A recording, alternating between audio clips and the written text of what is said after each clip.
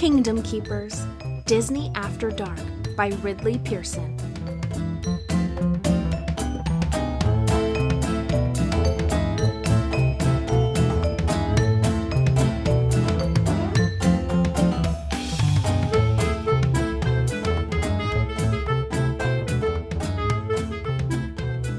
He found himself standing next to the flagpole in town square, in the heart of the Magic Kingdom. In his pajamas.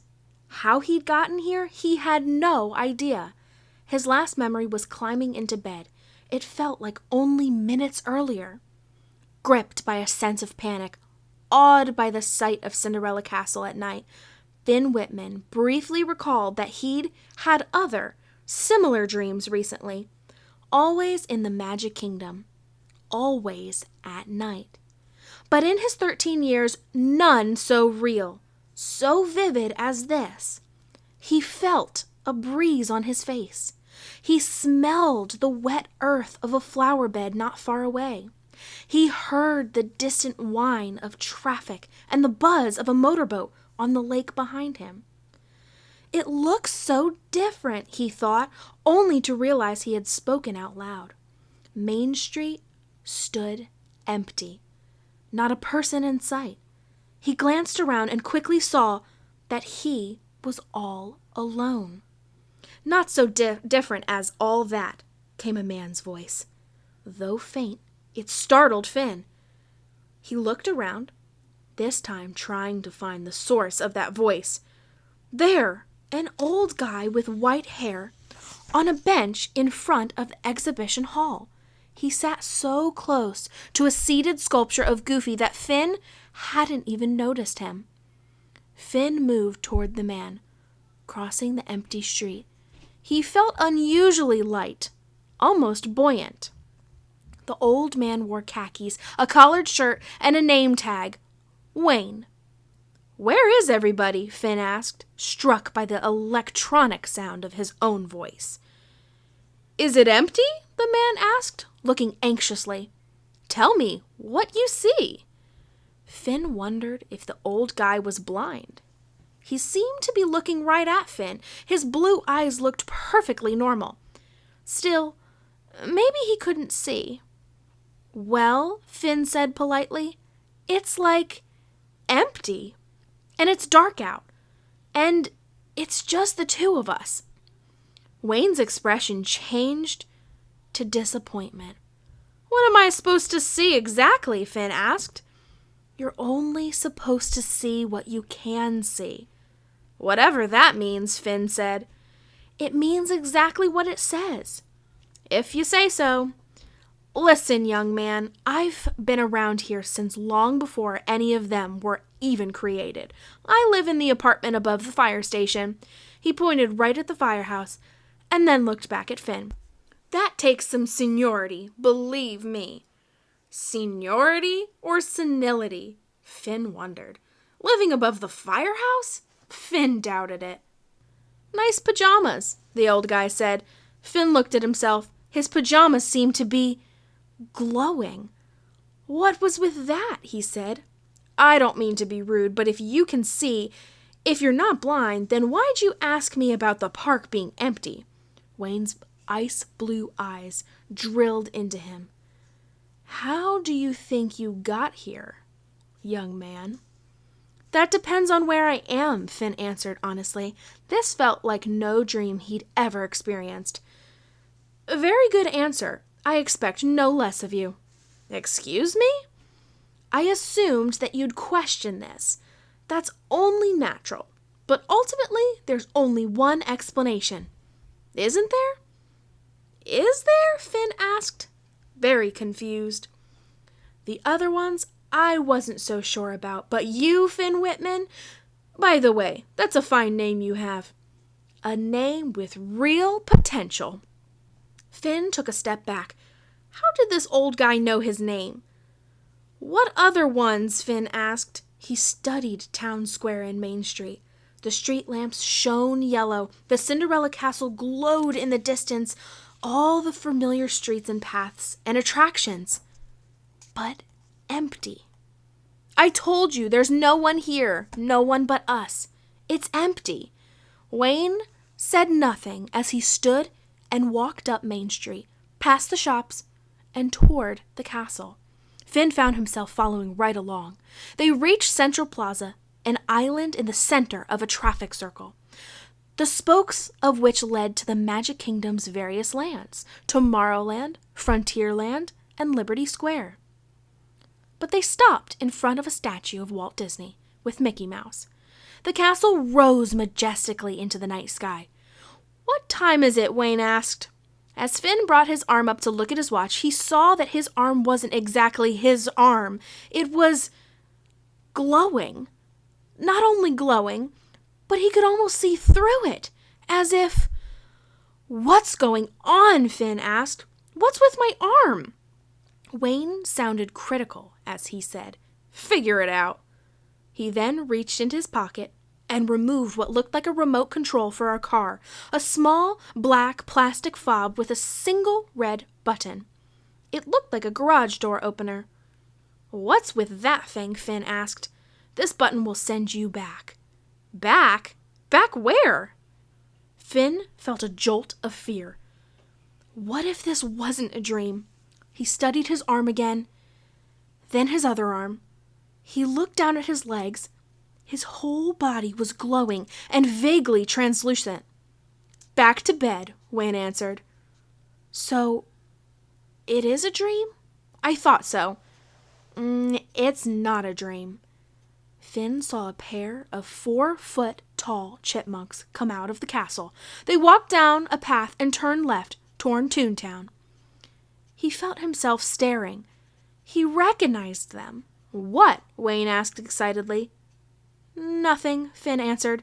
"You saw something!" He practically shouted into Finn's ear, causing Finn to jump back, startled. Wayne leaped up, suddenly years younger. He pulled Finn to his feet. "You saw something!" he thundered. "Hey, what's the big deal? Tell me what you saw." "You saw it too," Finn told him. "Which character?" Finn felt relief. Wayne knew Finn had seen a character, which had to mean he's seen it too. He was clearly playing some kind of game, making Finn actually name the character. But Finn was good at games. "Which character did you see?" Finn asked. "You want me to push this button?" Wayne threatened. Did he? Finn wasn't sure. If it was a dream, the black remote control fob represented a way out. When was the right time to use it? He hoped to stretch this out just a minute longer. It was fun here. He glanced around at the sound of footsteps. Goofy went tearing past them, not 30 feet away, and headed into Frontierland. Wayne never moved, never looked in Goofy's direction. "Are you playing head games with me?" Finn said. "Am I?" "Goofy," Finn said. "Are you asking me if I'm Goofy?" "I've been called worse." Wayne studied Finn. His old, leathery face brightened as he said, "You saw Goofy." Maybe Wayne needed a hearing aid. He seemed prone to fit of shouting. Finn backed off. "Yeah, so what? You would have too, if you bothered to look." Wayne probably couldn't hear at all. He obviously hadn't heard Goofy's footsteps, because he hadn't turned toward the sound. Finn decided to test Wayne. "Chip and Dale," he said. "You saw them, right?" "You saw Chip and Dale?" He made it sound like Finn had won the lottery. What was with that? This is getting a little weird. I think I want to go back now." Finn heard himself repeat some of what Wayne had told him, though the words didn't fit in his mouth all that well. It sounded to him like someone else doing the talking. "I'll push the button if you like, but I have to warn you." Wayne fiddled with the name tag pinned to his uniform. Warn me about what?" "What you'll be missing. The park after dark. Basically, all to yourself. The attractions operate day and night. Not many people know that. Now, I know I'm definitely dreaming. But you aren't, Wayne exclaimed. Are you forgetting your arm? So Finn studied his arm once more. I'll admit, that is, pretty interesting. It's almost like... And then Finn caught himself. Like you're glowing, Wayne said, in an all-knowing, I told you so tone of voice. Am I? What might account for that? Wayne inquired. Finn understood somehow that a lot hung on his answer. His imagining this place or dreaming it or whatever was happening to him. His ability to stay there. To return. He wasn't quick to answer. He didn't want to face what Wayne was suggesting. I give up, he said. No, you don't, Wayne protested. You never would have been chosen for this if you were the kind who gives up on things. You're a finisher, Finn. That's what I liked about you from the first audition tape. Stunned by what the old guy had just said, Finn felt his mouth go dry. How did Wayne know about his audition tape? Exactly how complicated could a dream get? Who are you? Finn blurted out. I'm Wayne. I work here. I was one of the first people hired by Walt Disney to imagine this park. The rides, the attractions, they call us Imagineers. You knew Walt Disney? Finn tried not to sound impressed. He was my boss, you might say. At any rate, he's the reason I'm here. And the reason that you're here. Me? I know this can't be easy. It's a dream, Finn said, thinking. What's so hard about a dream? No, it's not a dream, Wayne said. Take a look at the moon. Finn didn't move. Wayne's voice became more severe. I said, look at the moon. Finn had to turn around to locate the moon. A half moon, like a crooked smile, hung well above the horizon. When you wake up, when you think you wake up, take a look out the window. You'll see the same moon. And then you'll know. Know what? Finn asked. That you were here, sitting here in Disney World with an old guy named Wayne. You're telling me this isn't a dream? Finn felt his words catch in his throat. We've got a problem, a big problem. A problem that affects not only the park, but the world outside the park. We call them overtakers. The what? Finn didn't like the sound of that. Wayne said urgently, you need to contact the other hosts, all 4. Arrange to meet them here at the same time.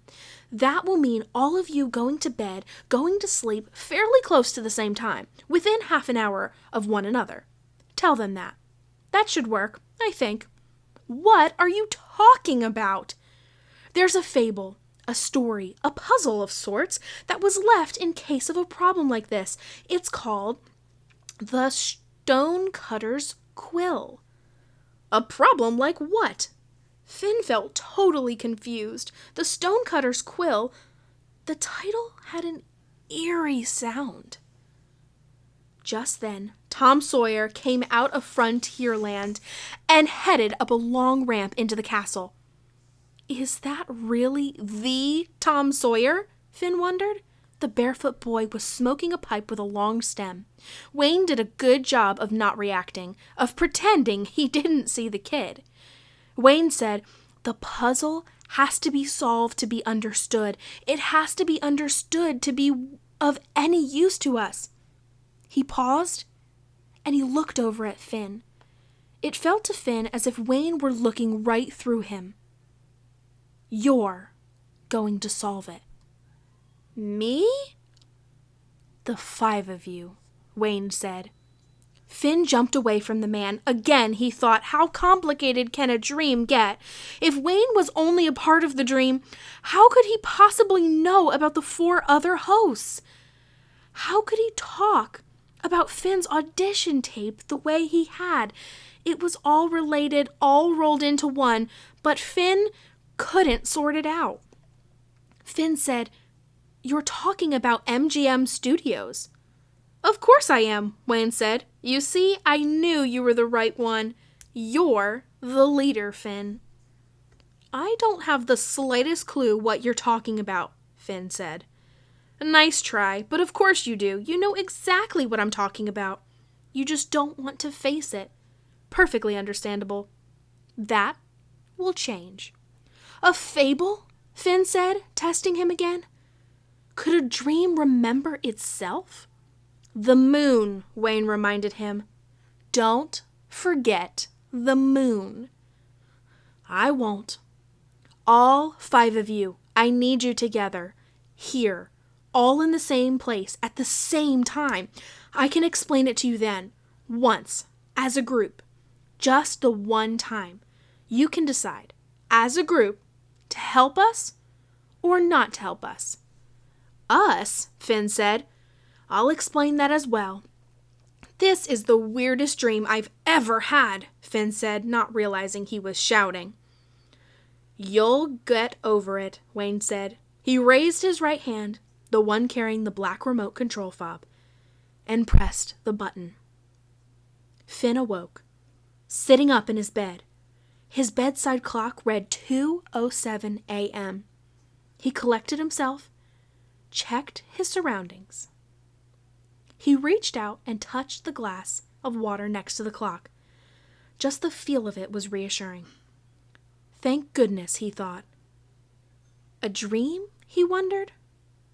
Whoa! He heard himself say aloud, "What a dream!" This time his voice sounded more the way it always sounded, which reminded him of how thin and electronic it had sounded in the park. "Whoa," he repeated, just to hear himself say it. He scratched an itch on his head and another on his belly. He felt better. He lay back down, his head on the pillow, his green eyes wide open to the dark room. All at once, Finn spotted a shaft of light, a bluish light, on his ceiling. It was in the shape of a knife blade. Moonlight. Finn slipped out of bed. He crept toward the window, afraid to look.